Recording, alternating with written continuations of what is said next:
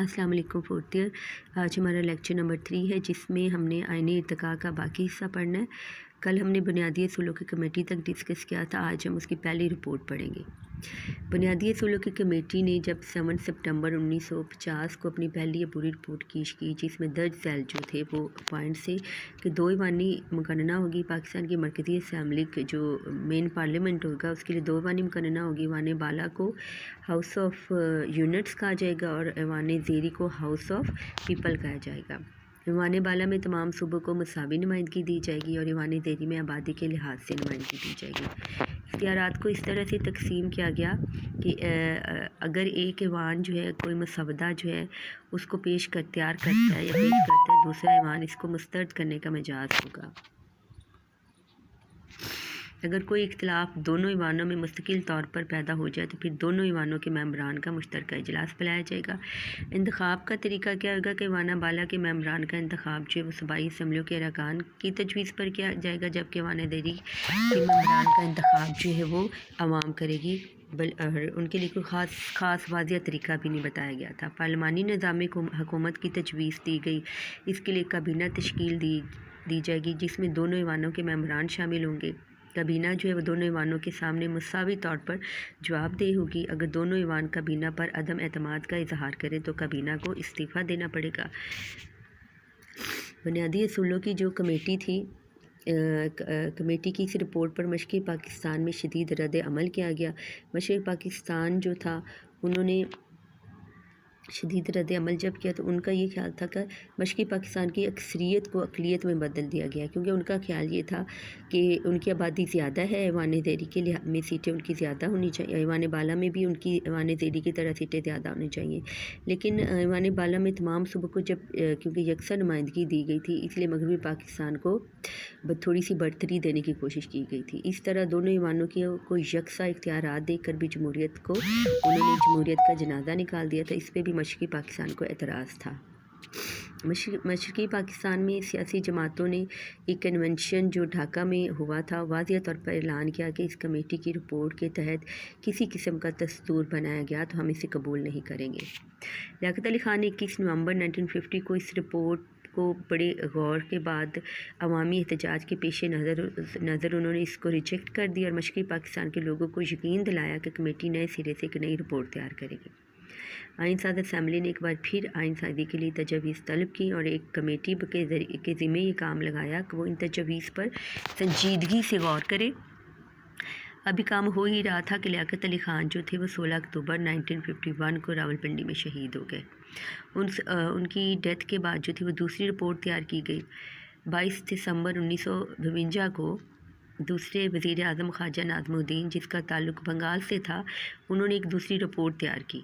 इस रिपोर्ट में एक इजाफ़ा किया गया कि पाकिस्तान का सदर मुसलमान होना ज़रूरी है। दूसरी तजवीज़ ये थी कि 2 ईवानी मुकन्ना ही होगी। ईवान बाला जो हाउस ऑफ यूनिट्स हैं और ईवान ज़ेरी को हाउस ऑफ पीपल कहा गया। यहाँ पर उन्होंने सीट जो थी कंफर्म कर दी थी कि ईवान बाला के अरकान की तादाद 120 होगी और ईवान ज़ेरी की 400 होगी। नशिस्तों की तकसीम इस तरह से की गई थी कि ईवान बाला में तमाम सूबों में मदरजा दर तरीक़ों से नशिस्तें जो थी वो तकसीम की गई।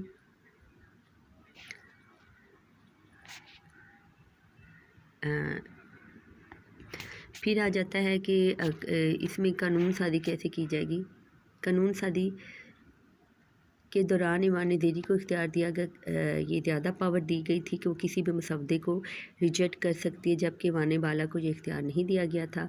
और इससे मुराद ये था कि मशरक़ी पाकिस्तान के एतराज़ात को ख़त्म करने की कोशिश की गई थी। मालियाती मसवदात में भी ईवान ज़ेरी को ज़्यादा फोकियत दी गई। सरबराह ममलकत जो है वो मुल्क का सरबराह मुसलमान होगा और वो जो मुल्क का स्टेट का जो सरबराह होगा वो सदर कहलाएगा। दोनों ईवान मुश्तरका तौर पर 5 साल के लिए इसको मुंतखब करेंगे। उलमा का बोर्ड बनाया गया जो मुकन्ना को इस्लामी कवानीन के मुताबिक सिफारिशात पेश करेगा, वो भी 5 साल के लिए बनाया गया। आइन जो था वो गैर लचकदार था, इसमें तरमीम का तरीका बहुत मुश्किल बनाया गया। मेन अदालत जो थी वो सुप्रीम कोर्ट बनाई गई थी और उसकी जजों की तकर्री सदर करेगा। یہ رپورٹ بھی جب سامنے آئی تو پنجاب کے علاوہ تمام صوبوں کو یہ رپورٹ بہت پسند آئی۔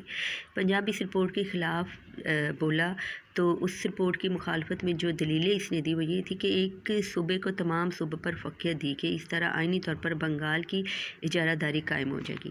ایوان زیری کی برتر حیثیت کو زیادہ برتر حیثیت دی گئی ہے۔ ایوان بالا میں تمام یونٹس کو مساوی نمائندگی ملنی چاہیے تھی، ایسا نہ کر کے تمام وفاقی روایات کو ختم کیا گیا۔ زبان کے مسئلے کو بھی حل کے بغیر چھوڑ دیا گیا تھا۔ اس طرح سے کافی زیادہ آبجیکشن ہوئے تو مغربی پاکستان میں قادیانیوں کے خلاف تحریک جو تھی وہ شروع ہوگی، جس سے ملک کے حالات جو تھے وہ کافی زیادہ خراب ہو گئے، اور درجہ جو بعد میں کیا ہو کہ مارشل لا نافذ کر دیا گیا۔ اس صورتحال سے فائدہ اٹھاتے ہوئے گورنر جنرل غلام محمد نے انڈیا ایکٹ جو تھا اس کو نافذ کر دیا اور خواجہ نادم الدین کی کابینہ کو برخاست کر دیا۔ پاکستان کی تاریخ میں یہ پہلا واقعہ تھا جب کسی کابینہ کو منسوخ کیا گیا تھا۔ بہرحال ایک بار پھر سے آئین سازی کا کام جو تھا وہ ملتوی ہو گیا۔ گورنر جنرل غلام محمد نے 1953 میں محمد علی بوگرا جو اس وقت امریکہ کے پاکستان کے سفیر تھے امریکہ میں، ان کو پاکستان میں بلایا اور ان کو وزیر اعظم نامزد کر دیا۔ آئین سازی کا کام ان کے ذمہ لگایا۔ محمد علی بوگرا کا تعلق بھی بنگال سے تھا۔ انہوں نے بھی ذمہ داری سے آئینی تعطل کو ختم کرنے کی کوشش کی اور آخرکار آئینی تعطل کو ختم کرنے میں کامیاب ہو گئے۔ انہوں نے ایک ایسی آئینی اسکیم تیار کی جو پاکستان میں تمام صوبوں کو قابل قبول تھی، جس کو انہوں نے بوگرا فارمولہ کا نام دیا۔ محمد علی بوگرا نے جو آئینی اسکیم تیار کی وہ محمد علی بوگرا فارمولہ کے نام سے مشہور ہوئی، اور نومبر 1953 میں اس کو دستور ساز اسمبلی میں پیش کیا گیا۔ اور یہ رپورٹ کیا تھی کہ 2 ایوانی مقررہ ہوگی۔ ایوان بالا کے اراکین جو ہیں وہ تمام صوبوں، اس میں اراکین کو تمام صوبوں کو برابر کی نمائندگی دی جائے گی، اور ایوان زیری میں آبادی کے لحاظ سے نمائندگی دی جائے گی۔ آبادی کے تناسب سے ان کے ارکان کی تعداد جو ہے وہ 300 ہوگی۔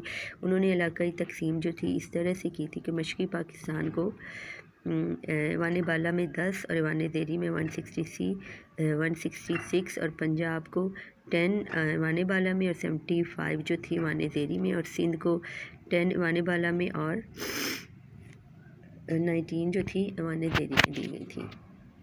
اس طرح بلوچستان میں بھی 10 اور 17 کا ریشو رکھا گیا تھا۔ مندرجہ بالا فارمولے کے تحت ایوان زیری میں مشرقی پاکستان کو 50% نشستیں جو تھیں، مشرقی پاکستان کو 50% نشستیں جو اراکین کو دی گئی تھی، جبکہ ایوان بالا میں مغربی پاکستان کو مشرقی پاکستان سے 30 نشستوں کی برتری حاصل تھی۔ اس طرح دونوں حصوں کو قانون سازی میں یکساں نمائندگی دینے کی کوشش کی گئی تھی۔ اس طرح ہر حصے کو پارلیمنٹ میں 175 نشستیں حاصل ہو گئی تھیں۔ صدر کا انتخاب جو ہے وہ دونوں ایوان اپنے مشترکہ اجلاس میں 5 سال کے لیے کریں گے۔ اگر صدر مشرقی پاکستان سے ہوگا تو وزیر اعظم مغربی پاکستان سے ہوگا۔ اس کے برعکس صدر کو یہ اختیار دیا گیا کہ پارلیمنٹ میں باہمی تصادم اگر ہو جاتا ہے تو ملکی مفادات کو نقصان پہنچے تو صدر پارلیمنٹ کو برخاست کرنے کا مجاز ہوگا اور نئے انتخابات کرائے گا۔ سپریم کورٹ تمام تر مسائل کو حل کرنے کے لیے ایک بااختیار ادارہ بنایا گیا۔ اس کے علاوہ علماء کا بورڈ ختم کر کے سپریم کورٹ کو ہی اسلامی قوانین کی سفارشات مرتب کرنے کا کام دیا گیا۔ زبان کا مسئلہ کس طرح سے حل کیا گیا کہ دونوں زبانوں کو، اردو اور بنگالی کو سرکاری زبان کا درجہ دیا گیا، لیکن دفتروں میں 20 سال کے لیے انگریزی زبان کو سرکاری زبان کے طور پر رائج کیا جائے گا۔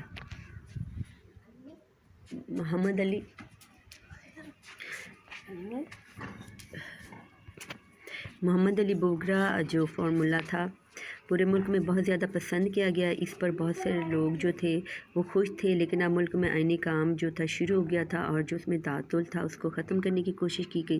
پاکستان کے لیے اپنا تشکیل کردہ آئین ہوگا، کیونکہ انڈیا 1949 میں ہی اپنا آئین بنا چکا تھا، اس لیے اب کوئی بھی مطمئن نظر نہیں آ رہا تھا۔ محمد علی بوگرا فارمولہ آئین کو نافذ کروانے میں بہت زیادہ ذمہ داری سے کام کر رہے تھے۔ انہوں نے اپنی رپورٹ بھی مکمل کر لی تھی اور اعلان کر دیا تھا کہ 24 دسمبر 1954 کو ملک میں آئین جو ہے وہ نافذ کر دیا جائے گا، لیکن ایک بار پھر ایک فالج زدہ گورنر جنرل نے پاکستان کی اس اسمبلی کو 24 اکتوبر 1954 کو منسوخ کر دیا، جس سے آئین سازی کا کام پھر سے رک گیا۔ گورنر جنرل کی اس بیہودہ اقدام پر مولوی تمیز الدین نے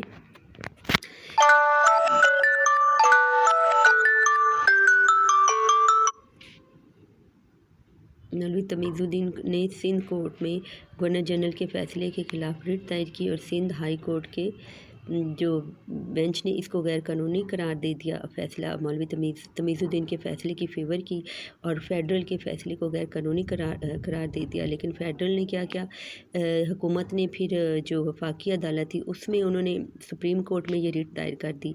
सुप्रीम कोर्ट ने जो मौलवी तमीज़ुद्दीन के ख़िलाफ़ और हुकूमत के हक़ में फ़ैसला दिया और कहा कि गवर्नर जनरल की असम्बली जो है, असम्बली का तोड़ने का इक़दाम जो सही है, लिहाजा से दूसरी नई कानून साज़ असम्बली जो है वो बनाई जाएगी।